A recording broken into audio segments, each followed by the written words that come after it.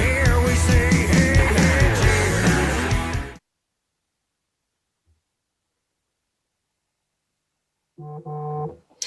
Ladies and gentlemen, boys and girls, children of all ages, welcome to another episode of The Smoke Show with Dark Eye and Drury. Brian, Dude. you know why I did that? It's because I got my mic working. Woo! The microphone is alive and well, man. Now you just got to get a little arm for it. Like we're 80% of the way there. Well, I mean, I have the arm. It's just not hooked up. Like, is your basement just, other than the nice display behind you, is your basement, I picture it just being like a mad scientist lab. Like, your basement's Dexter's lab, dude. You're Dexter. Well, I don't know about that. I mean, it's like a museum down here, truth be told. No, I know. I've seen your stuff. To clarify for everybody, I don't mean Dexter, the serial killer guy from that That's show. what I fucking meant. No, dude, you've never seen Dexter's Lab, the cartoon show? No, I haven't. The little guy, the little redheaded guy, and he's like, Oh, yes, yeah. yeah, come on, dude. You're older than me. Like, let's get it together here, honestly. Oh, man. Yeah, we're back. And, dude, you are in full Bills regalia. You are excited. We're doing this. And we're doing this on the night that the Bills, they're playing the 49ers, and they should absolutely curb stomp San Francisco. I think that's pretty much exactly the way I was going to put it. I've been trying to go with a little bit more of a professional look, the button-up shirts. Oh, yeah. It's a Bills game, baby. Got to rock my Bills Mafia. We're going to kill it tonight. Absolutely going for a big win tonight. If it's anything less than a 30-point win, I think I'm going to be very disappointed. Yeah, well, I mean, Kyle Shanahan's still a really good coach. Shanahan, and you know, they still have a decent scheme and everything like that. But man, the 49ers, yeah, you should slap them around. They are the most injured NFL team I think I've ever seen in my life. That's not an excuse, but I mean, they don't have a quarterback. They don't have a wide receiver. All of their running backs have been injured all year. It's crazy. The Bills should absolutely slap them silly tonight. I'm gonna say 45-13.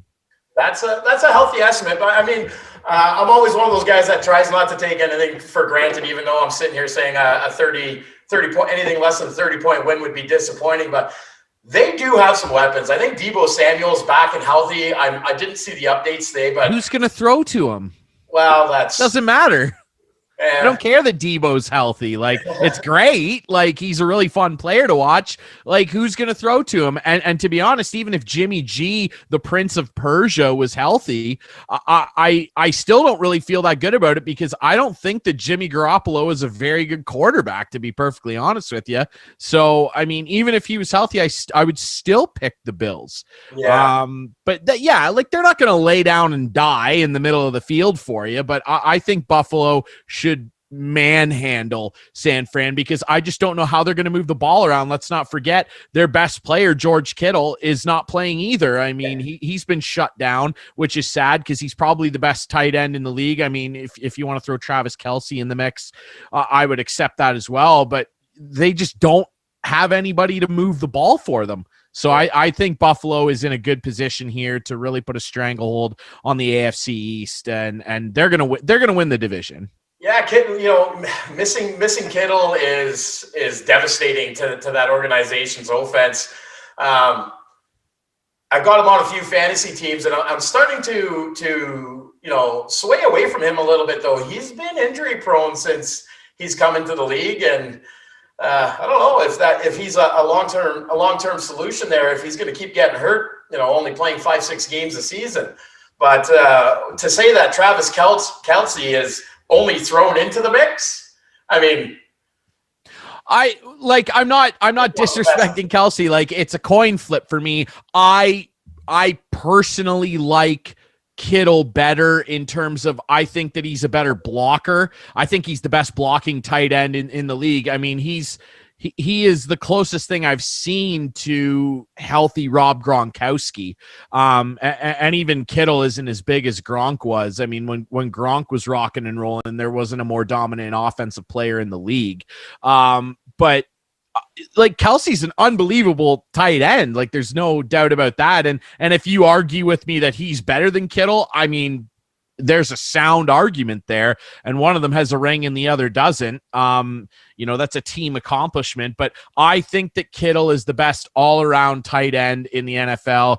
I hear your concerns though. Yeah, he's been injury prone, and that's scary. And especially if you're like, the both of us and you play in multiple fantasy football leagues, this year notwithstanding, because COVID-19's, ruined it basically. I have Darren Waller on my fantasy team, and he's, been great, but he's probably a tier down from those two. But like Kelsey, Kittle, flip a coin for me. But gun to my head, I'm taking George Kittle every day of the week, the people's tight end. Yeah, well, just wait. If we're going to keep it from a fantasy perspective, I'm telling people, you're looking at Kittle this year, even with COVID fantasy drafts, he was going second round in some of the drafts I saw. In some cases, with his history so far, do you go out next year and use a first or second round pick on him? I don't, especially when you have somebody like Waller who's creeping up into that next echelon of tight ends that's going to be available for you probably in the fourth round, fifth round. Yeah, so I'm of the opinion that you go after somebody like Waller in the fourth, fifth, maybe even sixth and seventh rounds. I mean, I play in a PPR, a full points per reception league, and to draft a tight end there in the first two rounds, even if it is Kelsey, is borderline insane to me. The tight end position outside of maybe two guys, the two that we're talking about, I think that you're hindering your ability to potentially win your league, or in the very least do well and make the playoffs, if you're going to take a tight end in the first or second round. I just don't think that position in that particular type of league offers enough points on a week-to-week basis for you to be successful. In the first or second round, you need to be banking on a big-time running back or a wide receiver. And depending on where you draft, I mean, if you're in a snake draft, like every draft should be, and you're toward the bottom, you should be trying to hunt down some good wide receiver combos, then start looking at getting a running back if you haven't gotten one already. Then you can start investigating a quarterback or a tight end, because if you don't have those big guns that are hauling in 10, 11, 12 passes every week, which some tight ends do, but it's extremely rare and they don't do it every week.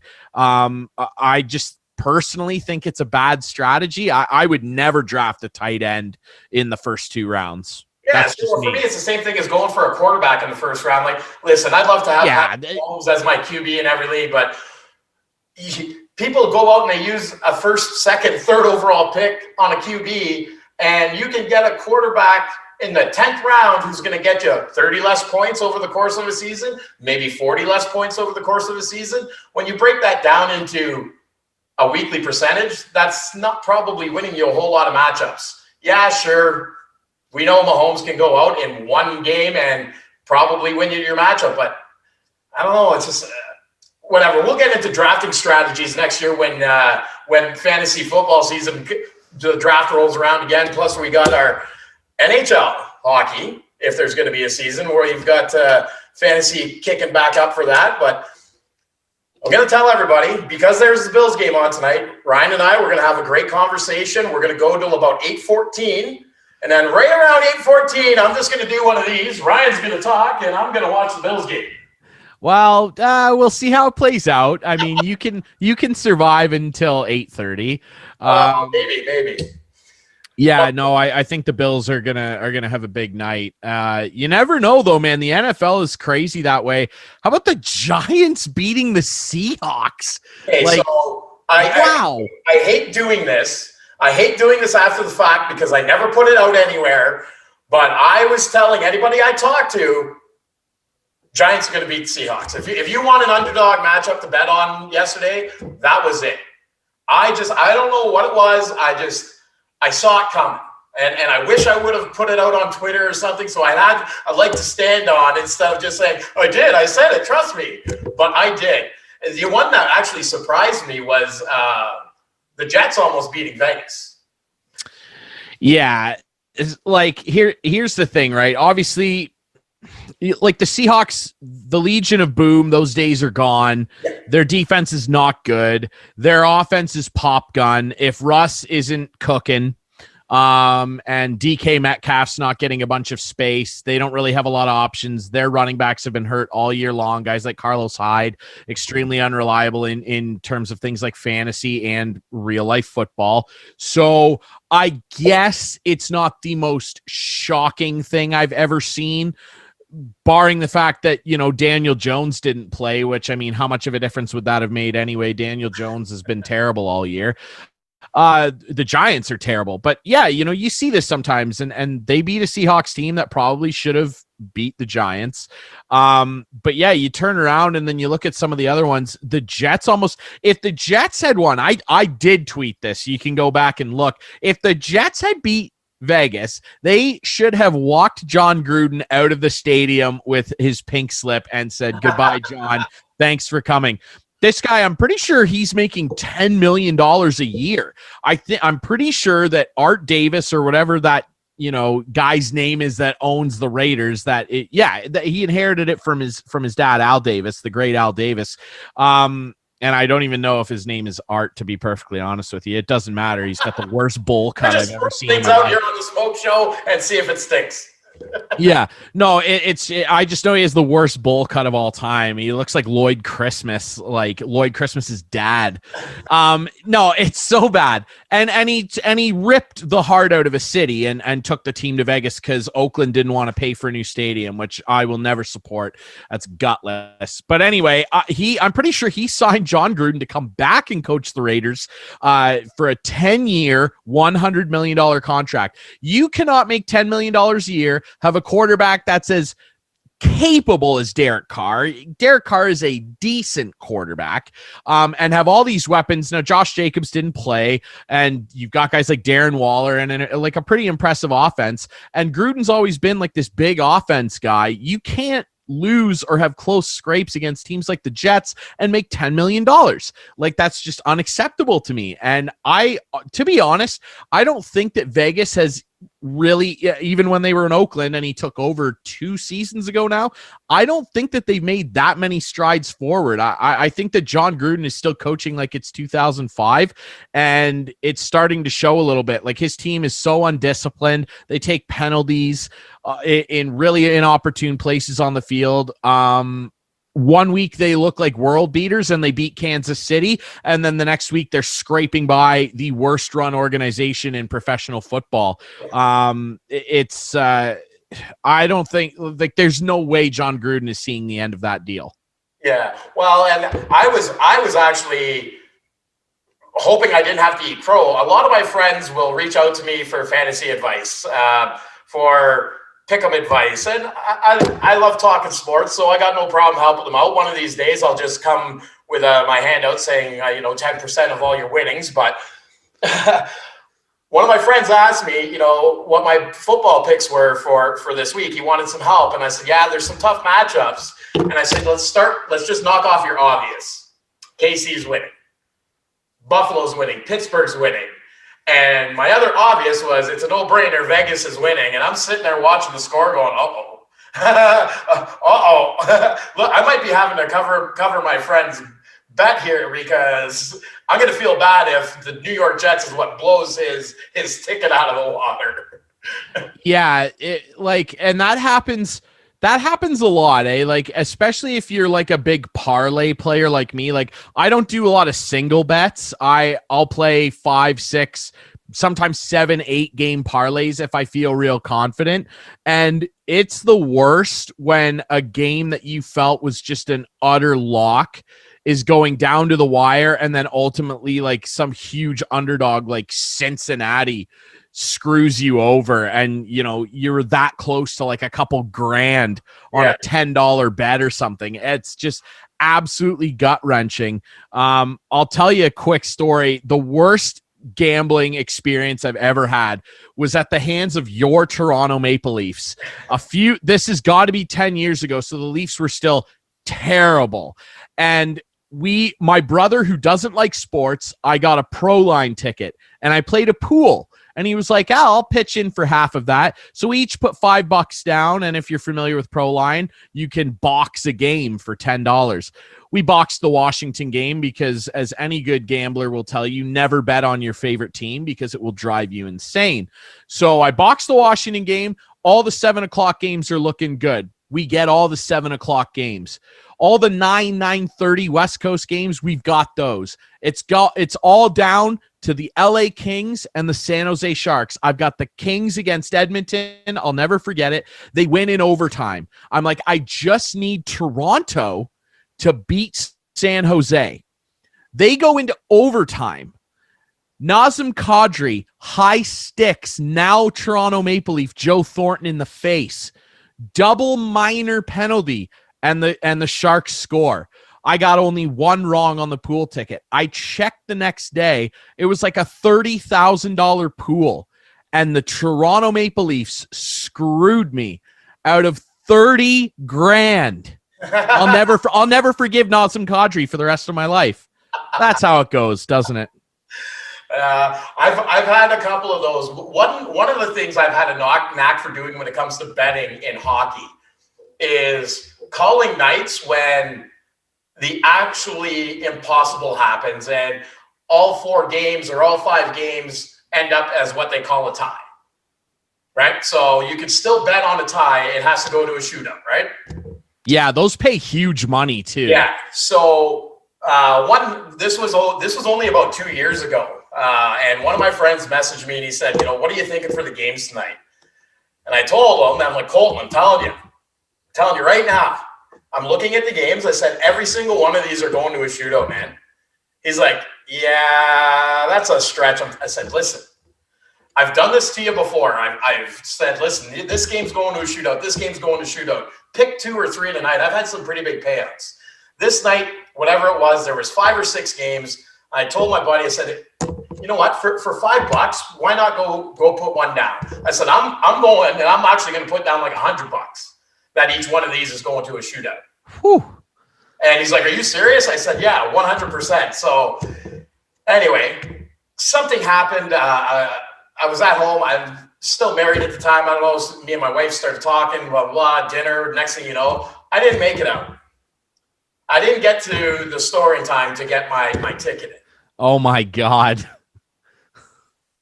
Telling you right now, I'm sitting there losing my mind when I'm watching the late game. There's been 4 shootouts already. There's like a minute left in the game. I can't remember who it was. Obviously, one of the West Coast teams. They're losing. They tie it up with like a minute left. Overtime solves nothing. They go to a shootout. I went back on the page just for giggles. And like if I would have put $100 down on all of those, like what the odds would have been, I would have been looking at like a 6-figure payout. That's disgusting. That's a sickening thing. Very disgusting. That's sickening because the shootout odds on Proline are typically like anywhere from like 480 to like 620 sometimes. Yeah. Like they can get really inflated, especially if it's a team that's like really high powered coming up against a bad team. The odds are even more inflated for it to go to a shootout. So yeah, I mean, I hardly ever play them, and I've actually kind of fallen out of love with Proline a little bit over the years. But yeah, it's just gut wrenching when you see, like, we've all had buddies that are like, man, I'm riding like an $18,000 payout. I'm gonna push it into next week, and we're like, man, don't do it. And it always ends with a horrible team beating like a big favorite. Like the Giants, Seahawks, or it's just sickening. I had a friend this year lose $25,000 because he let it ride into the next week, and he kept getting them right. He went into the following week riding an $8,000 parlay, rides it into next week. It all comes down to the Denver Broncos. Remember that team that didn't have a quarterback 2 weeks ago? Yeah. The Broncos. This is like week 4 of this year. And they won the game. They kicked a last-minute field goal, and they won. And I almost threw up because I was like, I know Luke just lost $25,000. $100,000 because of a field goal, just a 17-yard chip shot. Ugh, Yeah. awful. Well, that'd be, I guess, the opportune moment to say, play within your limits, and if you have any, problems with gambling, Gamblers Anonymous, get some help. Yeah, go get some help for sure. Letting 25K ride on the Denver Broncos. You have a problem. You have a problem. You have a real problem. No offense, Ryan, but your friend may need some help. I think I might need to text him a link. Yeah. Unbelievable. Not to change the subject, but speaking of things or people that make me sick, this topic's got me heated, so I've got a little Red Bull here for this. Sponsor us. Yeah, that'd be a solid. Hey, gives you wings. I cheer for your F1 team, Red Bull. Come on. Logan Paul. Okay, yeah, it's time. It's time for this. So I'm going to try not to be as ignorant or short-sighted as Mr. Paul. I don't know enough about him as a person. Right. So I'm going to try to tread lightly here. Okay. But who the hell does he think he is? Okay. I don't know where I am so out of my mind about this. I don't even know where to start. Logan Paul, YouTuber, gained his notoriety for basically being a moron on the internet. Yes. Now, I have to tread lightly because a lot of people will say the exact same thing about me. Yes. That's different. That you gained notoriety through no fault of your own because you got caught on camera at a live event. That's very different. Some would still say I look like a moron. Yeah. But here's my thing. Okay, this guy's out there calling out Evander Kane, running his mouth on his show like a complete buffoon. Without doing any research into who he is. He didn't. I don't think he even knew he was a hockey player. Like somebody had to tell him like he's still playing in the NHL. No, yeah, he had no idea who he was. So he's sitting here talking like he's a big tough guy and saying you can't play boxing. Well, I've done a lot of research here. Before Logan Paul had his internet, YouTube, Vine, whatever, what qualifies this guy as a boxer? He had one fight that I know of against some other YouTuber named KSI. Yeah, and he got knocked out. Yeah, okay. Badly. So he's sitting here running his mouth about Evander Kane saying, you can't play boxing. Dude, I'm 41 years old. I'm 50 pounds overweight, and I would knock your teeth out, let alone Evander Kane. Like, yeah. What are we even doing here?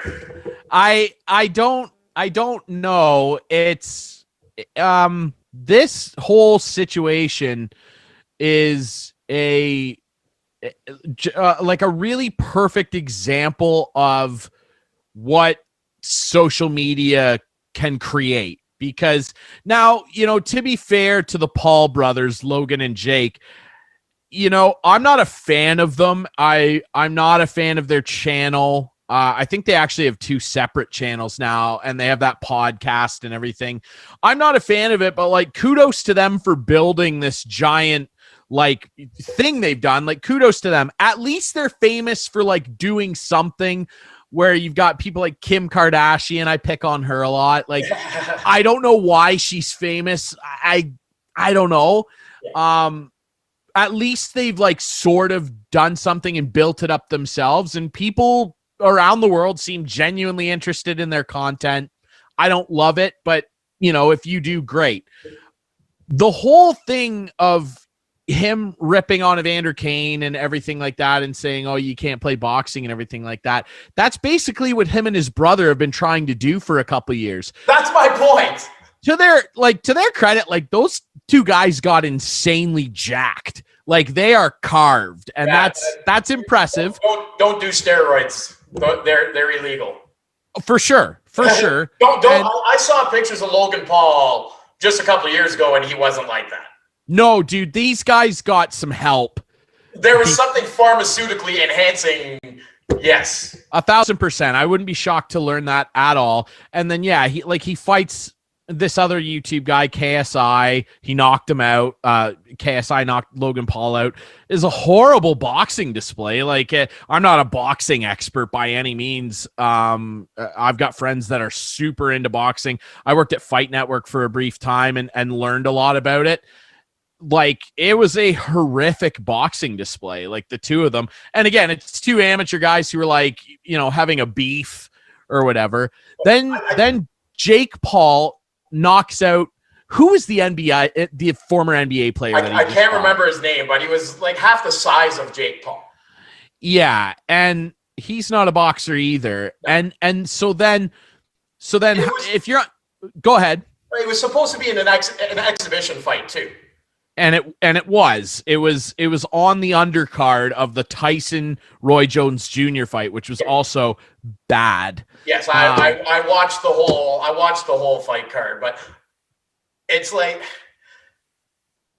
I don't understand. Okay, I do understand, because both of them are clowns. They don't do a whole lot of research. But if you're gonna go out there and say don't play boxing or whatever, maybe take 5 minutes and hit a Google search on Evander Kane before you start running your mouth. The guy's a fighter. Yeah, sure. You know what? Fighting in hockey is a whole lot different than being in a boxing ring. I get it. But through that 5-minute Google search, you would have found out that Evander Kane's dad was a boxer. He's been teaching these kids how to fight since they were kids. Like, yeah, and I'm pretty sure, correct me if I'm wrong, Evander Kane's dad used to work with Evander Holyfield, and that's why Evander is named Evander Kane. Yes. He's named after the great Evander Holyfield. So, I understand their whole point of saying, like, you can't just walk off of a hockey rink and be a good boxer. Like, I agree with that. But Evander Kane is like a legitimate athlete and grew up boxing. Yeah. And I remember reading a story about him when he got drafted, where when he was 15 or 16, he was heavily considering becoming a boxer instead of a hockey player. Yes. So obviously he has, probably a lot more groundwork with boxing than either of the Paul brothers did before they started boxing. Well, and that's now, how is Logan Paul registered as a professional boxer? How does Logan Paul end up with an exhibition against Roy Jones Jr.? Floyd Mayweather coming up? Because of social media, dude. It's a thing where like a bunch of people tweet about it, and he goes, "Yeah, I would love to fight Floyd or whatever. I could beat up Floyd." It's like, oh, okay, man. Like, honestly, I think Floyd Mayweather is. And again, I'm not a boxing expert, but I've watched a number of his fights in my later years, and I especially watched a number of them while I briefly worked at Fight Network, particularly the one where he fought that Argentinian guy, Moises Maidana. And I actually thought Maidana won that fight, if I'm perfectly honest. Yeah. I thought he won the fight. He landed a lot more of a higher percent of power punches. But the thing about Floyd is that I'll say this, I think he's one of the most overrated athletes of all time. And that's, coming from a guy that is not an athlete, and Floyd Mayweather's got a perfect boxing record. But if you do a bit of looking into it, like, Floyd has been very selective about the people he fights. He should have fought Manny Pacquiao 10 years ago, but instead they dragged it out, and Pacquiao had a hurt shoulder and the fight sucked. I paid money for that. It was a joke. Even when he fought Conor McGregor, and Conor McGregor is one of the greatest, if you want to say the greatest UFC fighter of all time, plenty of merit to that argument. I'd still say Anderson Silva, but that's just me. This guy was like a professional combat sports superstar, got in a boxing ring with Floyd Mayweather, and Floyd Mayweather toyed with Conor McGregor for 10 rounds. Now, credit to McGregor for taking plenty of punishment. Yeah. He didn't didn't land anything of substance. And off the back of what I just said about Floyd being a super overrated athlete, I think he hypes himself up to be way better than he is. I don't think he's one of the top 3 boxers ever, but that's just me. I will say he's probably the greatest defensive boxer ever. You can't hit this guy. And his fights have been lauded as being boring over the years. And the reason is because he'll just duck and cover and dodge punches for an hour. And then once the guy's tired, he rope-a-dopes him. He did it to McGregor, and McGregor's a freak. And Logan Paul, I'm actually serious. And like you, I know you have to sign a waiver and everything, and there's like a whole contract and everything when you get in a boxing ring. I'm serious, and I obviously hope this doesn't happen. I have no ill will toward the Paul brothers. Floyd Mayweather might kill him. Well, here's the thing. If Floyd Mayweather gets into that ring, and Matt, I'm warning you in advance, this is probably going to be a beep because I'm not going to be able to contain myself here. If Floyd Mayweather gets in that ring and doesn't play boxing, like if he actually goes in there to fight Logan Paul, he's getting knocked the fuck out. Plain and simple. Logan Paul? Oh, Logan Paul. He's picking his chiclets up off the ring. Like, I don't care. Like, it just floors me that this is actually happening. Like, me and my buddies, we had a little fight club when we were younger. Like, we would have a couple of drinks. We'd go into our buddy's backyard.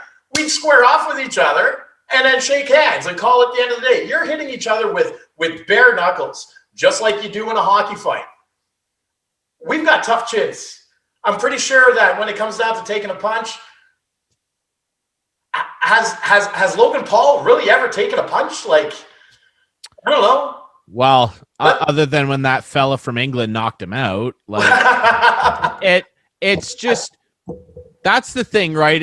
It's one of those things where this feels like fantasy camp for 2 kids who, like, you know, are like, we want to be boxers.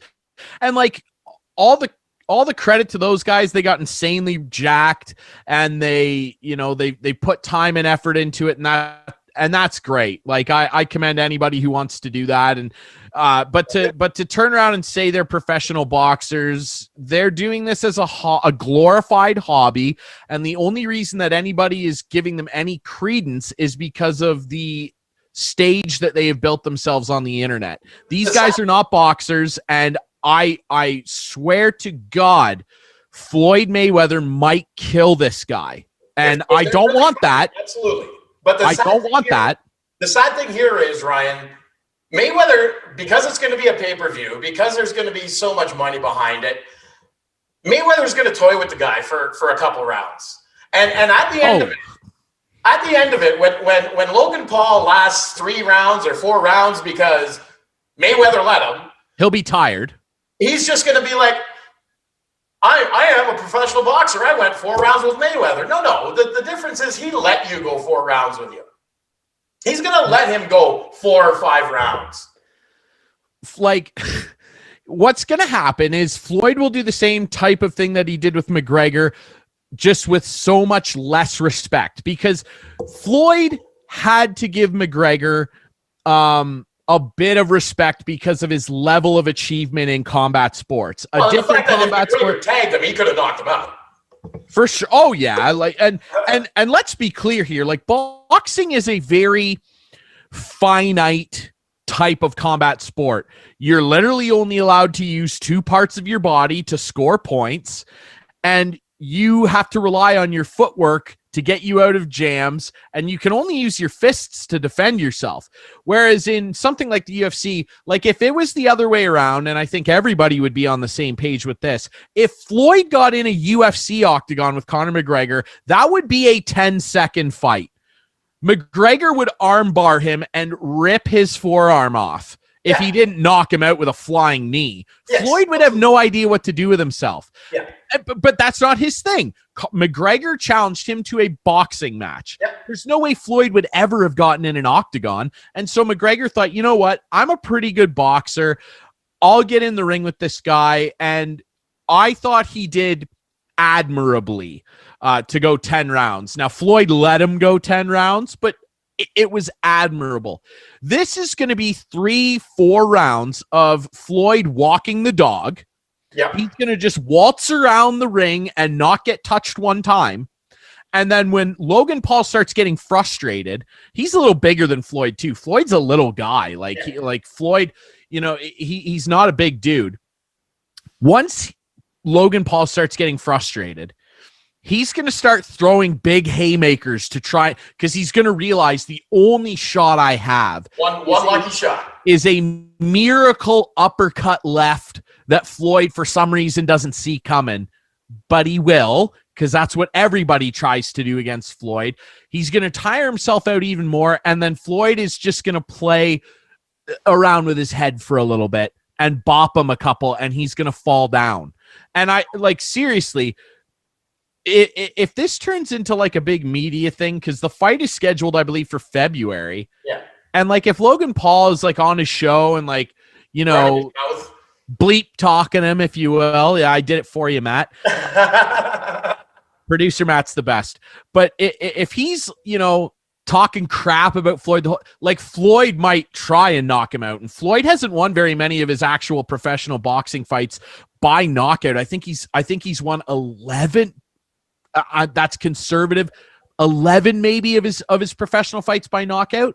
My frustration is, how is Logan Paul classified as a professional boxer? How is this a professional boxing fight? It's not though. It's not. It's an exhibition, and he is an amateur boxer. Like he is not. What is the because there's a bunch of different governing bodies of boxing. Yeah. The WBSA or whatever it's called. Like I don't think that he's actually a licensed boxer where he could. His match against KASI or whatever was classified as a professional boxing match. He has a professional boxing record. Okay, I used to spar with somebody who ended up going on to the Olympics for multiple reasons. I'm not going to mention their name, but does that make me a professional boxer? Like, no. I've probably been in 30 fights in my life. Does that make me a professional boxer? Like, how did this guy get called a professional boxer? How is he in the ring with freaking Floyd Mayweather? I don't think there's anybody on the face of the planet right now that aggravates me or annoys me more than the Paul brothers. I'm not about the cancel culture and all of this nonsense, but these are guys who have committed multiple different horrendous offendable offenses on their social media channels. Some things that lesser people would have been ratioed and canceled, and you never heard from them again. Somehow these guys have managed to make it through a little bit. They've posted more apologies than I don't know who. Like, how is this happening? So first of all, I've never seen you so fired up. And I want to go both of them. Like, I want to go both of them. Forget Mayweather, forget Evander Kane. Try and get through Dark Guy first, and then let's see where you go. I'd pay to see that. It's again, it's just social media and the weird world we're living in. Like this is one of those things that's just it's forever. People are going to look back and be like, that was so 2020. This is just the strangest year that will ever be, and this is another byproduct of it. And yeah, it's another byproduct of what social media can do to regular people who, get 40 million, views on YouTube, and all of a sudden they're an internet celebrity, which is a thing that didn't exist almost even, 10 years ago. This is literally like if, like a famous late night host from the 80s or something. This is actually, you know what this is? This is like if Jerry Seinfeld was like, I'm going to box Mike Tyson in 1988. That is what this is like. Like a super famous, I don't know what you call him, comedic, whatever celebrity, like fighting one of the greatest athletes of their craft ever. That's literally what this is like. Can you imagine that? Jerry Seinfeld fighting Mike Tyson. Everyone would be like, Jerry, don't do it. And like, I don't know who their parents are or what their family situation was like. If I was like the other Paul brother, like the one no one knew about or cared about, I would be like, please don't do this. Well, Don't yeah, do he's this. actually turned out to do all right too. I don't know if it was all off of his brother's coattails or, but he had his show on Disney that he got fired for a very controversial freestyle rap that he had done. Yeah, that's the other thing about these guys is like, and I know this sounds crass to say, because you can have an opinion about whatever you want, but they're two guys where I'm kind of like, hey, pick a lane a little bit. Like, are you freestyle rappers or are you professional boxers? YouTubers, Like, what are you? like, what are you guys doing? I don't know. Maybe I shouldn't be angry here. Maybe I should be reaching out and trying to get on this card, because if you remember, Ryan, more than once while we were on TSN, I actually challenged Brad Marchand to charity boxing matches more than once. I do remember that. Yeah, I can't believe it didn't get back to him.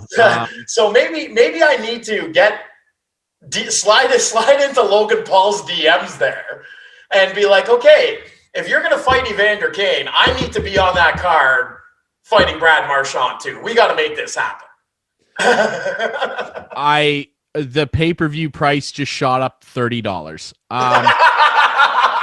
I would love to see that. No, yeah, again, to move on, it's one of the most bizarre, like, I don't even really know if I can call it a sports story, because barring some unbelievable miracle, that uppercut that I talked about earlier, barring the most insane Floyd stumbles and somehow Logan Paul catches him with the almighty hand of God himself. With Thor's hammer. Yeah.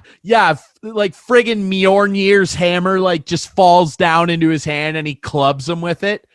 Outside of that, this is going, and I'm going to pay for, I have to see this. That's how dumb I am. Like, that's the power of the Paul brothers, man. They're such dinks that they run their mouth off for so long against legitimate people that when it comes to blows, finally, you kind of want to see it. It's like your friend, like, we all grew up in the school playgrounds and everything, and everyone kind of had that one friend that was a bit of a mouthpiece. Our friend might have been me. And we've all got that friend who, like, was just such a yapper at the bar and everything when you went out, or on the school playground when you're 12. And even when, like, someone would finally stand up and slap them around, you kind of, like, wouldn't help, because you almost kind of wanted to see them get smacked upside the head a little bit, knock some sense into them. We've all kind of had that friend.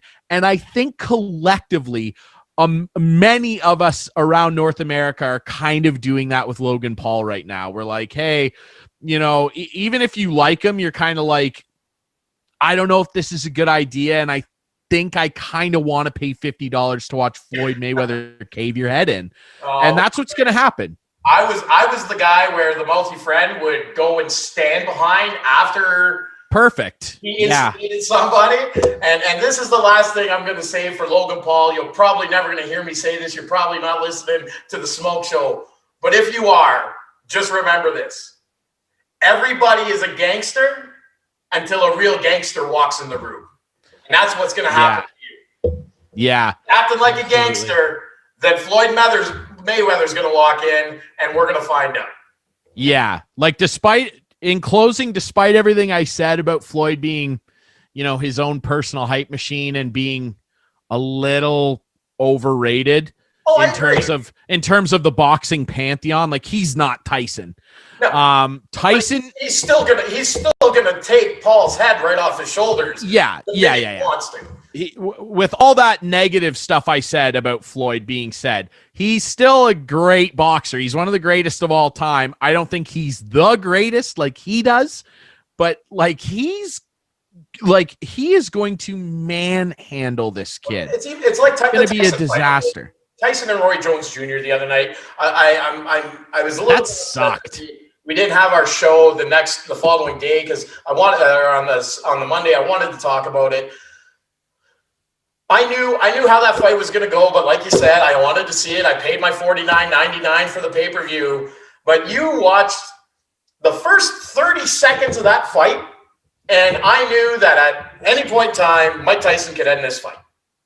Like, it was so obvious that he just held back and toyed with him to bring it to a draw. Like, it was obvious within 30 seconds of that opening round. I'm like, okay, well, the minute Mike Tyson wants to end this, he's going to end it. And there was a couple times where when he hit him with a bigger shot, you could even tell that like he laid up so he didn't completely KO him. And it's like, yeah, I don't think that Mike was super interested in like outright laying out Roy Jones Jr. And it was just one of those fights where like Snoop Dogg was guest commentating and he had like the funniest line, I think in like the third or fourth round, like those two guys were tired after like a round and a half. Yeah. And all the credit to Tyson, like he got in like ridiculous good shape again. Like he looked incredible, but what is he, 48 years old now? Which, I'm not saying 48 is old, but like in terms of being a professional athlete, like you're well past the back nine at 48. I don't care what sport you're in.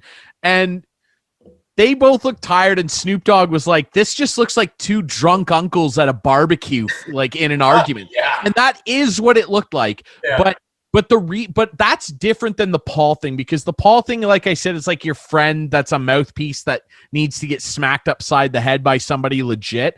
You paid money to see that because of the off chance that little flash of 1989 Tyson would shine through and he would catch him on the chin with a big one. yeah. And that's why you paid money for that, for the off chance that you'd see that little glimmer of knight's armor on the right hand of Tyson. I'll say this, having professed earlier that I'm not the hugest boxing fan in the world, I think the most fearsome body part in sports history is Mike Tyson's right hand. Can you think of even one thing that is scarier than that? I would rather sit knee down on the blue line and eat an Ovechkin slap shot than get punched by Mike Tyson. I feel like the puck would not do the same type of damage. Well, they don't call him Iron Mike Tyson for nothing, right? Absolutely not. But that fight sucked. Mike, we love you, but don't do that anymore. His show's really funny though. Yeah. Congrats, Mike. Oh, like I said, I'm not even done, but I guess I should be done because Logan Paul. It's been a good half hour of ripping on Logan Paul. We can move. I didn't even really rip on him. Like I didn't really rip on him other than I think they're talentless hacks that really need to get their teeth knocked out. Yeah. I mean, talentless in terms of sporting achievements. Sure. I think that there's merit to the way in which they've built an audience. I don't think you can fault them for that. No. They are skilled entertainers. I don't like them, but they're good at needling people, and that's a form of entertainment in 2020, and they are good at it. Well, hey, the two of them two and me and I have never had an interaction, but they've got me fired up. So yeah, I guess maybe they're doing something right. Clearly, absolutely. Yeah, it's I don't know, it's a whole thing, but we'll see how that works out. I will be signing up to watch Floyd slap him around in February in probably Vegas, I would assume. I really kind of I don't know if I'll be able to bring myself to put money in his pocket by in Logan's pocket by buying it. Maybe I'll drive out to Waterloo and watch it at your place or something. Yeah, we could make a night of it, man. Hopefully, we'll see what the world looks like by then. But yeah, we could do a private screening. We'll see. Well, to get off the Logan Paul train here, New York Rangers, go ahead and say, you know what? We don't care if there's hockey in NHL season or not. We're not letting Alex Lafreniere go represent Canada at the World Juniors. Another topic that's had me a little bit heated, but I'm going to let you go ahead, Ryan. What do you think of the Rangers' decision to hold Lafreniere back from the World Juniors?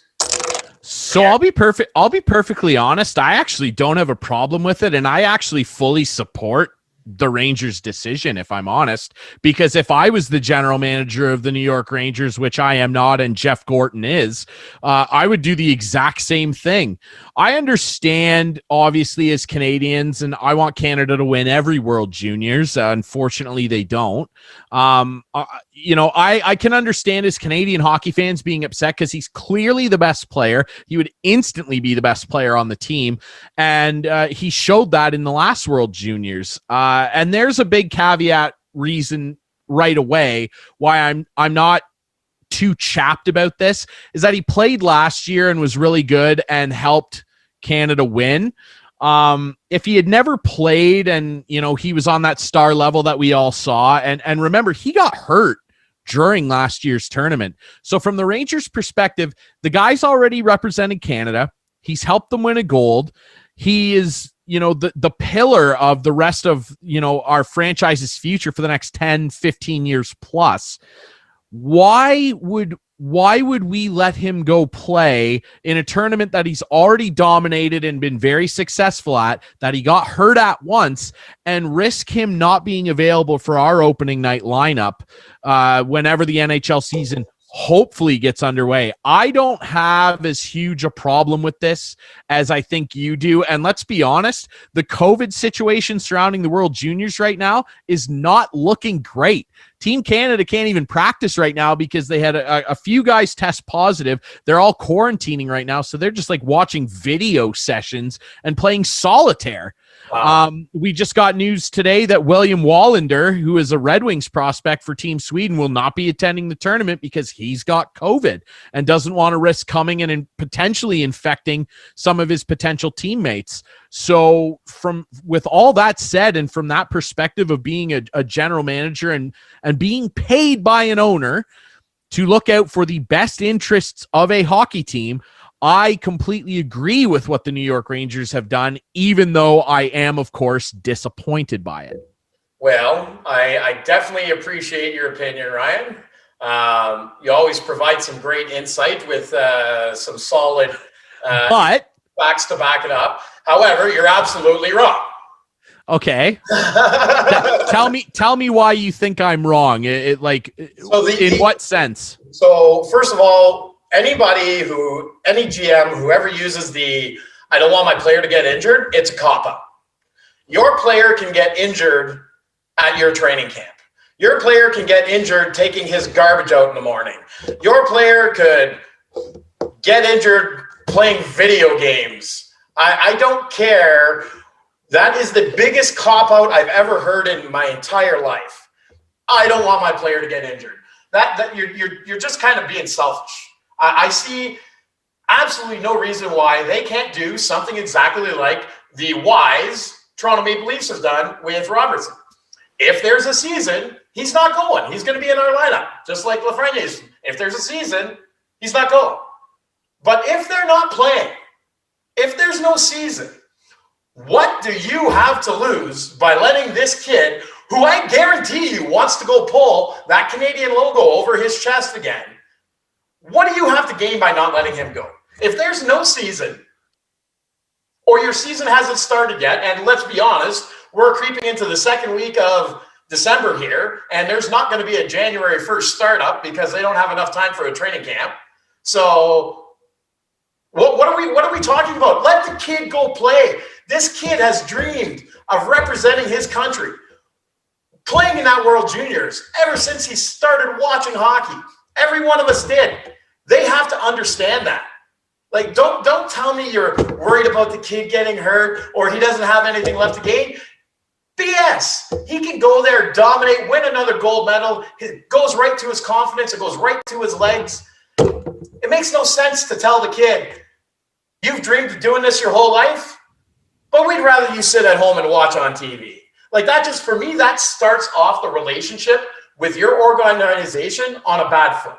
Like for me, if I was in that situation, I'd be pissed if my team said, no, you can't go represent your country. You have to know a little bit about that with Alexander Ovechkin, who said, you know what? I'm representing Russia. I want to finish my career in Russia where I started. Like, I think it's wrong. I think it's selfish of the New York Rangers to do so. And I think it's a little bit short-sighted. I'll never agree with it. Never. I understand what you're saying, but I'm pretty sure that Lafreniere is on the same page here. Like, I don't think that he really wants to go to the tournament either. Like, you know, we'll never know. We're not in the New York Rangers boardroom, but I think from Lafreniere's perspective, and I understand what you're saying in terms of injuries and it being a cop-out excuse, but I mean, let's rewind the clock and tell that to the New York Islanders in 2014 when John Tavares exploded his ACL, I think it was, and it derailed their regular season hopes of trying to push for the playoffs that year. It's a thing of, yeah, of course you could get injured anytime I get hit by a bus when I walk out to take a walk later tonight. Well, that's what you say, Ryan. But so if you're gonna pull out that one John Tavares injury, let's pull out all the stories of this guy blew his ACL wakeboarding. This guy did this. This guy did that. Like there's sides to both. There's examples of both sides of it. So I know it's just that when you allow somebody to be put in a position outside of your organization's control and monitoring, and they get hurt, it's way worse and way harder to deal with than if they get hurt, like you said, at camp or in an NHL game, because then you're just throwing your hands up and going, well, nothing could have been done to avoid this, but at least he was part of the lineup. He was part of our plans. We had everything set out where he was part of the New York Rangers. I don't think, I personally disagree in the sense that he has anything left to gain at this tournament. I don't think that there's anything, like, I don't think it's going to do anything more for Alexis Lafreniere's legacy, whatever it turns out to be, which is hopefully a long career that involves representing Canada on numerous stages. I don't think that winning another gold medal at the World Juniors is going to definitively decide whether or not he's an all-time great player. I think that, you know, again, I'm being Mr. No Fun guy here, but I completely understand why the New York Rangers and probably Lafreniere, let's be honest here, Lafreniere, number 1 overall pick, extremely hyped talent. If he really wanted to go, I bet you they'd let him go. If he was really pushing to do that, to go, I bet you they would let him. Yeah, but no. I bet you they would. He's a first overall pick. He's trying to play the good boy, make sure the people in New York love him. He's not going to come out in his first interaction with the team and say, yeah, I really wanted to go. I'm kind of pissed off. He's not going to do that. I mean, fine. But I mean, at the end of the day, the New York Rangers have to look out for the New York Rangers. Okay, so explain to me how is it better if there's no training camp going on and Alex Lafreniere is doing workouts on an empty ice pad somewhere or with 2 or 3 people who probably aren't at his caliber, or they might be, depending on what's allowed to happen with players commingling and stuff. Mm-hmm. How is that any better than playing competitive hockey games on the international stage? Again, because you're not helping him any. But I don't think that going to the tournament helps him any either. He's already dominated the tournament. I understand what you're saying. Like, it's better to play real games and the NHL season's hanging in the balance. I would still rather him just be at the New York Rangers training facility practicing with Artemi Panarin and Mika Zibanejad. Right, I would rather him do that. I like you, but you're crazy. You're wrong. Fair enough. But I think that I really feel that you're coming at this from the perspective of a Team Canada fan, and I understand why. I would love for him to be at the tournament. I really would. But I completely agree and understand why the New York Rangers don't want him to go. I completely understand. from the perspective of I played hockey my whole life. One of my lifelong dreams, and basically every single kid I ever played with, every single teammate I had, every single opponent I ever played against, wanted to be in the World Juniors. They wanted to play in that. And he did. Christmas tradition. No. You're not going to tell me that he didn't want to go for a second kick at the can. I'll never believe that. So this right here is me coming from, how would I feel if I was good enough to make that team and that Team Canada wanted me, but a third party is saying, no, we're not letting you. I'm never going to believe for a second that he doesn't want to play or that he's good with just one. And that may be true, and maybe he did want to go and he wanted another gold medal, and that's fair. But he is now employed by the New York Rangers. He signed a contract. He's going to be paid very handsomely, hopefully over the course of his career, which is, I hope, very long. He looks like an extremely exciting player. I think he's going to be a great NHLer. He is now under contract and employed by the New York Rangers and that goofus James Dolan that owns them. Like, I'm sorry, as long as James Dolan is signing his checks, I completely agree with Jim Gorton saying, I don't want this guy to go to this tournament and get hurt not playing for the New York Rangers. Matt, how much is it going to cost me to get you to mute Ryan's mic right now? Come on. Like, yeah, I understand you're upset. And I would prefer he's at the tournament, but I do not disagree with what the New York Rangers have done here. And again, like your example you brought up with Nick. Wrong. All right. Okay, Don. You lost Georgia. Give up. Here's the thing. Like your example of like the Leafs and Nick Robertson. Nick Robertson isn't even on Lafreniere's level. It doesn't matter what the Leafs do with Nick Robertson. He's barely cracking their lineup as is. I'm not saying Nick Robertson's a bad player. He's not. He looks like a legit potential star on left wing, ripped off a 50-goal season in the OHL. Like, the kid looks like a legit player. He's not Alexis Lafreniere. And much like your example... But to say he's barely cracking the Leafs lineup is a complete misrepresentation of the situation as well. He played his last... But why? He played his last year out in the O, and now when his season was done, he came up in the playoffs and barely played. Game, he was a very noticeable force on the ice. I'm not trying to compare them and say they're at the same level or same type of player. How many points did he have? The way to do things right is say, you know what, if we're playing, no, we're not going to let our guy go. But if we're not playing, we really have no reason that makes any sense to not let them go.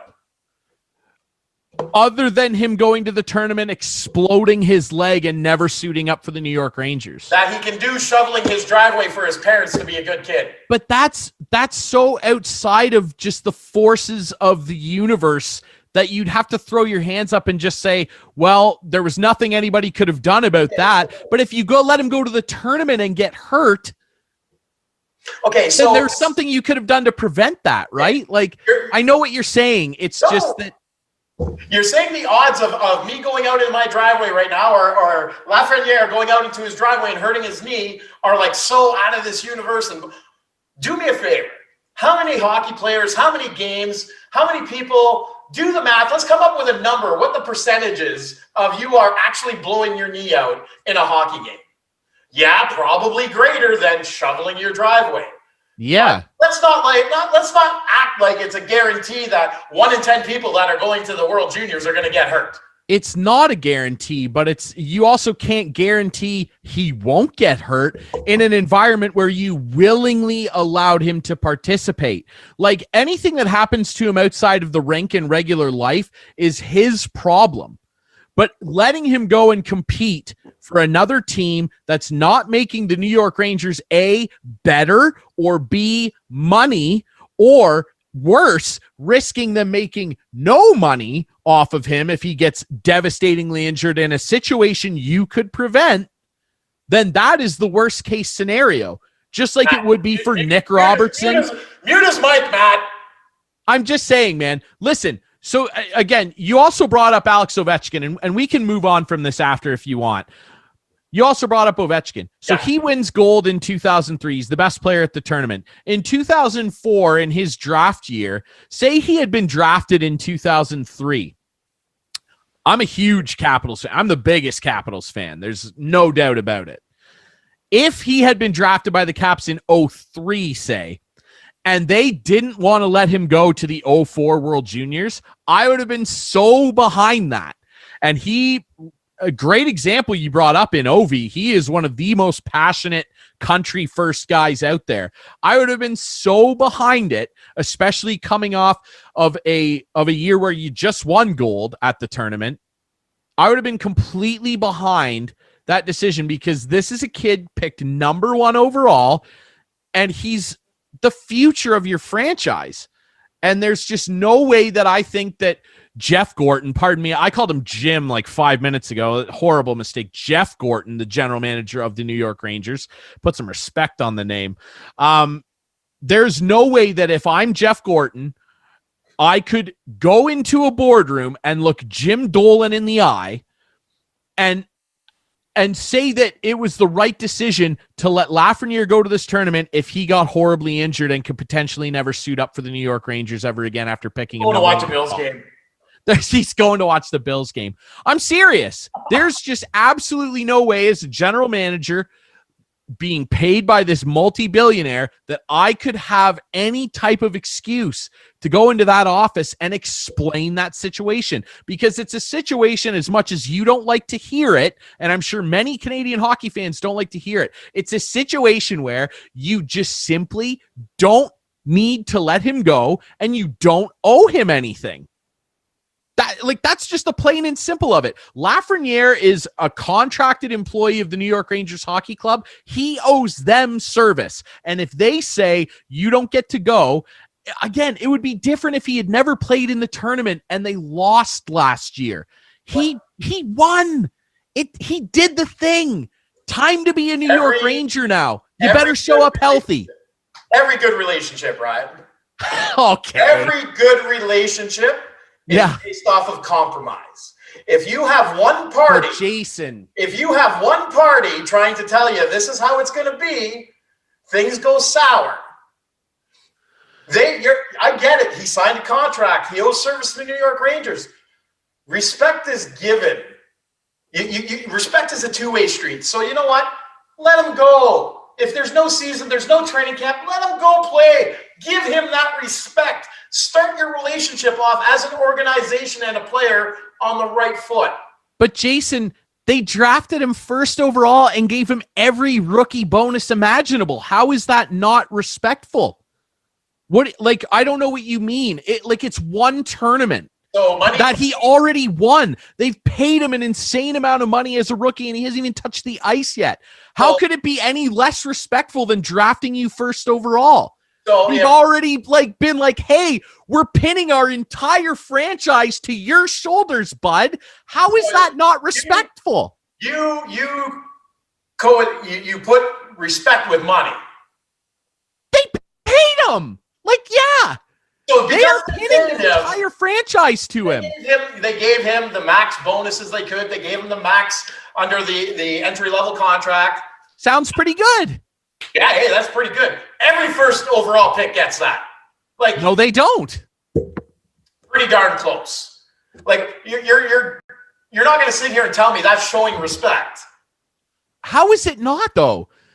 They could have drafted anybody else. They could have drafted Quinton Byfield. They could have drafted Jamie Drysdale. The New York Rangers, one of the most prolific sports organizations on earth, picked Alexis Lafreniere as the future hope of their franchise. I think that they've started the relationship off pretty good. I think we should start talking about the Lou Marsh Trophy, because the next boxing card is going to be Dark Guy versus Drury. No. I'm not fighting you, bud. I respect you too much. I'm not doing that. I respect your opinion. I wish he was at the tournament too. Hey, I don't disagree with them. Since we've determined that money equals respect, when's my check coming in the mail? If you respect me that much. Listen. I'm not James Dolan, and I'm not about to auction off all these signed Ovechkin pucks to send you a check. You're just going to have to take my friendship as payment. Oh, I guess that's got to do. Lou Marsh. Lou Marsh being voted on and announced tomorrow. Yeah, it's again, as every year, lots of interesting candidates. Sorry, Ryan, not to cut you off. If you don't know, Yeah. Lou Marsh Award, Canadian Athlete of the Year, Yes. could be professional or amateur, voted on by, and I've done a lot of research into this. All I've been able to find out is journalists. It is. It's Canadian sports journalists. It's a How panel many journalists are voting on it? I like, again, I'm probably wrong. I want to say I read somewhere it was 50 different journalists from around the country that vote on it. It could be a little less, it could be a little more. I'm not 1,000,000% sure on that. Don't lock it in. But it's like a substantial amount of respected sports journalists. Like, you have to be a member of this panel to have a vote that counts. Apparently I don't write enough articles to be on that panel. I guess not, because I'm not on it either, buddy. But like you're saying, some very, very deserving candidates up for it this year. I guess we should start with the ones that most people are going to know. Your dark horse too, or not dark horse, but your favorite was Alphonso Davies, right? Alphonso Davies, yes. Soccer player, football player, yes. Bayern Munich. Yeah. Unbelievable year he had over there as a 20-year-old. Yeah. Okay. So, and we'll mention some of the other big favorites. Obviously, there's guys, a guy playing right now, Chase Claypool, of course. There's so many good names. The reason why I think Alphonso Davies should be the Lou Marsh Award winner for 2020 is what he has done on literally the biggest stage possible in the biggest sport possible on this planet. Soccer is by far and away, landslide victory, the most popular sport on the planet. The World Cup typically draws 4 billion viewers. That's over half the planet. And it would be different if he had done what he did, even on like the international stage with Canada, who, let's be honest, we suck at soccer. Our men's team is a disaster. The women rip. They're awesome. But the fact that he did what he did in a team like Bayern Munich, who, for many of you out there that I am sure don't watch soccer, they are a legitimate European powerhouse. They are a gigantic team. They're the best team in the German league, the Bundesliga. For a kid his age at the time, being 19, to walk into that side and become a regular starter at left back. Let me take you through this. He eventually will probably play forward. He'll play left wing. They put him in a defensive position. He was playing left back, being tasked with covering some of the best wingers in the world down the left side of the pitch and joining the attack. And the numbers he put up as a 19/20-year-old in one of the best leagues in the world, the Bundesliga, winning the Champions League, the ultimate club sport tournament in soccer with Bayern Munich, and the way in which he did it. I think he might be the fastest soccer player on earth. He is insanely fast. He is so skilled. And the scary thing is he's only getting better. All the things that he achieved as a 19-20-year-old, it would be different if he was like a kid and was a bit of a prospect, maybe featured in a couple games. No, this guy became the heart of this team, a well-oiled machine with many mega world superstars in the game on it, and all of them are falling over this kid going, wow. Like when Leo Messi comes out and says, you're the best left back in the world, that's a pretty good mark of approval right there, a stamp of approval. I just think that for all he achieved and the way in which he did it at such a young age, Alphonso Davies would get my vote for the Lou Marsh Award winner. I can't argue with you. We were talking about this off air a little bit earlier. I think where he might not get the extra vote or two. That's Alexi Lafreniere calling Jason saying, I didn't want to go, Jason. That was actually my Bills update. I thought I had it muted. That's awesome. Kickoff. Kickoff's about to happen here. Yeah. Hey. Where I think he struggles is not when you're talking about journalists, like is every journalist that's going to be on this panel, like soccer's the most popular sport in the world, yes. Is it the most popular sport in Canada? Not even close. But I don't think that should matter because No, I don't. Bigger skaters win it. No, I get it. And that's the hope that the voters are educating themselves. Well, they better be. Well, hey, listen, we could get into a lot of awards that are voted on by journalists here that make absolutely no sense how people win. I agree. Yeah, No, it happens. I I watched the Grammys. I think that's where Davies is going to be a little bit behind the eight ball a little bit when compared to somebody like a Jamal Murray or a Chase Claypool or what's his name? Laurent Tardif Duvernay. Yeah, from KC. Just because it's like Chase Claypool for me is like a recency bias. He's been all over the news for the last little while. He's in one of the largest sports in North America. It's something that's going to be right on, these voters right in the front of their face, fresh on their minds. Yeah. For me, I would say just because of that recency bias that Chase Claypool is probably going to come out with it. He'd be your pick. At only 20 years old, Alphonso Davies has a long career ahead of him to win a couple more of these Lou Marsh Awards and become one of the few athletes that win multiple. So I think you might see it go a little bit different way, but hey, if Davies wins it, congratulations to him. Like you said, he's an unbelievable talent, doing amazing things on one of the largest stages of the world. So good for him. Hopefully you're right on that.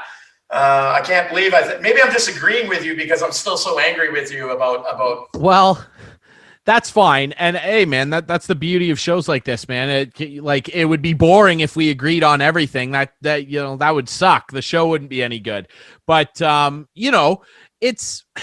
it's one of those things. Like the betting favorite seems to be Dr. Laurent Tardif Duvernay, the KC lineman, of course, wins the Super Bowl, and he's been on the front line. Stepped away this year to help on the front line in his native Quebec, fighting COVID-19. So I understand why he's like the betting favorite because it's such a feel-good story. He wins the Super Bowl. He was a big part of it, and then he takes a very selfless step to go and use his degree to help for the greater good. I understand all that. I completely forgot about that. And it's awesome. It's great that he's doing that, and that's why he seems to be the betting favorite amongst people. Especially and if he in the times we're living in with everything that's going on. Exactly. And if he wins, I will not complain at all. It's extremely admirable what he's doing. The only thing I'll argue, because we are the eve of the award being given. So I'm going to make an argument again for my guy. My argument is it's a great feel-good story what Dr. Tardif Duvernay is doing. And he should be commended for that, and he is, and rightfully so. This award is for the best Canadian athlete. Not humanitarian efforts. And if they had a separate award, this is where people get in arguments about the Hart Trophy in the NHL, most valuable player to his team. The Norris Trophy. It's the wording of the award, right? If there was an award for humanitarian athlete of the year, something like that, Tardif Duvernay, would be obviously the winner, right? But if this award is simply for the best Canadian athlete, Alphonso Davies, to me, is far and away the winner. Chase Claypool has been a revelation. He has given Pittsburgh another weapon that they've been craving since Antonio Brown left the team. He had a 4-touchdown game. It's been amazing. But the reason why Davis would edge even a guy like him or Jamal Murray out is both of those guys haven't won anything. And neither of those guys are the best player on their team. Murray, I guess you could make an argument for that. Alphonso Davies was like legitimately the best player on the pitch in a lot of matches as a 20-year-old on the biggest stage in world football, soccer, what have you. For one of the all-time great European teams in the lore of soccer history. So for a Canadian kid to go over to Europe and do that and make footballers like Leo Messi salivate over his talent, to me, that is what should secure him the Lou Marsh Award. All that set aside, Chase Claypool, incredible guy. Jamal Murray, amazing player. And of course, the great story around Dr. Lauren Tardif-Duvernay. But for me, it's Davies and everybody else. So, you know who my dark horse for the 2022 Lou Marsh Award is? Looking ahead, eh? Yeah, hit me with it.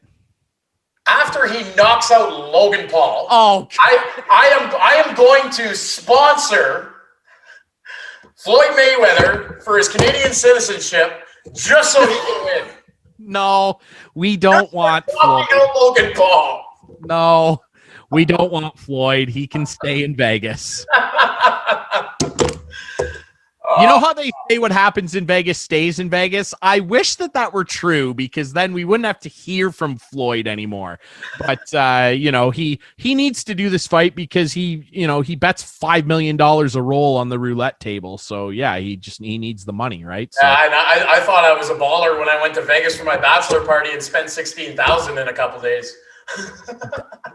That's sickening. I'm going to send you a link. That's outrageous, buddy. Don't do that. Don't do that. To be clear, we took helicopters to the bottom of the Grand Canyon. Jason. It wasn't all on the gambling. Okay, fair enough. We had a good time. I don't believe you, but I'm going to... Okay. Fair enough. That you lost all 16,000 on the craps table. That's what actually happened. But sure, you rode in a helicopter. Yeah, it was the craps table, which I actually don't really know a whole lot how to play very well. I don't either, if I'm honest. It was a couple thousand at like 4:00 in the morning when I probably should have just went to bed. Given the amount of beverages I had. Yep, that's the classic tale, isn't it? But at that point in time, I thought I knew how to play craps. Yeah, it's kind of funny how you get into a casino room and all of a sudden we all feel like Alan from The Hangover. It's like, we're going to run the show here. You win a couple hands at the blackjack table. You're feeling good. And then all of a sudden it's 4 a.m. and you're going to lose your house tomorrow. Oops. It was a good time. I can't wait to go back. Yeah, I've never been to Vegas. I'd obviously like to go because, Vegas is hallowed ground for a Caps fan. It's a place you must visit, right? So I should probably make my way down there at some point. And why is that, Ryan? Oh, you don't know? Well, why is that? Just there's that just says Stanley Cup. I know you can't see it because my camera's turned around. And that was in Las Vegas. Oh. And so I got to go see where they put the knife in, if you will. And I'm not referring to Marc-Andre Fleury. So don't tweet at me, Alan Walsh. How about Alan Walsh, eh? Like, real quick, just with all this confusion around the NHL season and what's going to happen here, like, man, if they don't play, my head will explode. And maybe we should have made this a topic earlier, because I have some heated opinions on this too. But how do you renegotiate as the NHL? Go to the NHLPA and say, listen, we got to tweak this because of what's going on, blah blah blah. And 4 months later, 4 months later, come back to the table and say, we need you to give up a little bit more. Like that seems like such a setup. That seems like it's such a Gary Bettman thing to do. Yeah, like he set them up from day one. I think so. And really, to be honest, like, I know Gary is the easy guy to target because he's the center of it all, but all he is a conduit of the owners. All he is a puppet for the 31, soon to be 32 owners. It's if the somebody, if somebody, and listen, if a lot of his leadership from the owners wasn't of his own doing, they probably would have gotten rid of him a long time ago. Like if I understand. To be very smart tactically for these negotiations and whatnot. You're not gonna tell me that it was 31 owners that came up with this plan.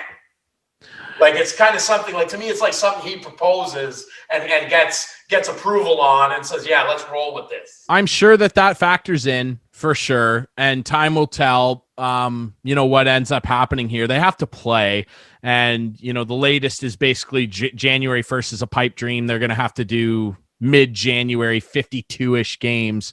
I just hope it happens. They have to play. Please don't do the L word again. Please, God, no. That's where we're going, Ryan. But real quick, I'm sorry. I was listening to you. 21 seconds left in the fourth quarter. Washington is up on Pittsburgh 20-17. You know what's really funny about that is that on the show I host, MWO Sports, our betting expert Chris Abbott said that this was something that was likely to happen, that Washington would be the letdown game from Pittsburgh because they had to play on Wednesday in a weird game against Baltimore. They barely got by them, and now they have to turn around and play a team like, give Washington some credit. Yep. Ron Rivera is a defensive genius. Yeah, they've got He has made that Washington football team defense legit. Just ask Joe Burrow how hard they hit.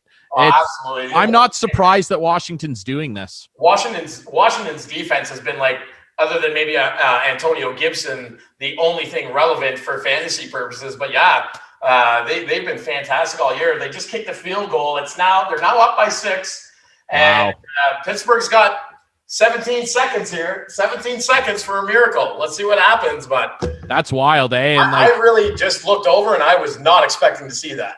It's pretty wild. Hey, man, like we said earlier in the show, the NFL, you never know what you're going to get. If they can get a decent offensive line in there, figure out what they want to do long-term at running back, and get some support for Terry McLaurin, who I think is one of the best young receivers in the league, who knows, Washington could end up becoming a legitimately good football team again like they were in the early 90s. Yeah, I guess I should have said Antonio Gibson's the only one. I mean, you got McLaurin. You got Cam Sims, who looks like he's got the talent to do something. But we'll see. Again, when you're talking about who's throwing on the ball, but I'm a little bit – I'm sorry. I don't want to – You're just like I'm trying to finish our show, but I don't want to miss this last 17 seconds. Yeah, it's compelling stuff. And yeah, like we said earlier, the NFL, man, you just never know what you're going to get, just like this show. And that's why you guys tune in and you tell your friends about it and you follow us on social media. You never know what you're going to get on the Smoke Show with Dark Eye and Drury. You might just get a half-hour-long tirade about Logan Paul. You might get another half-hour argument about Alexi Lafreniere. You just never know. On that note, maybe we should let it go with where there's smoke, there's fire. There's fire, folks. I'll tell you one thing, Ryan, before we do cut it off, what was the name of your betting expert on MWO Sports? That is Mr. Chris Abbott from coolbet.co. I never saw this possibly coming, so maybe I need to be tuning into the CKNX network there and listening to you and Clarky and the boys on MWO Sports. You can follow him on Twitter, man, at coolbetchris. He's got all the right stuff. Well, and on that note, I'm Dark Eye. You can follow me at LeafsMass20. My co-host, Ryan Drury, CKNX_Drury. That's this week's edition of the Smoke Show. And remember, like I said earlier, where there's smoke, there's fire.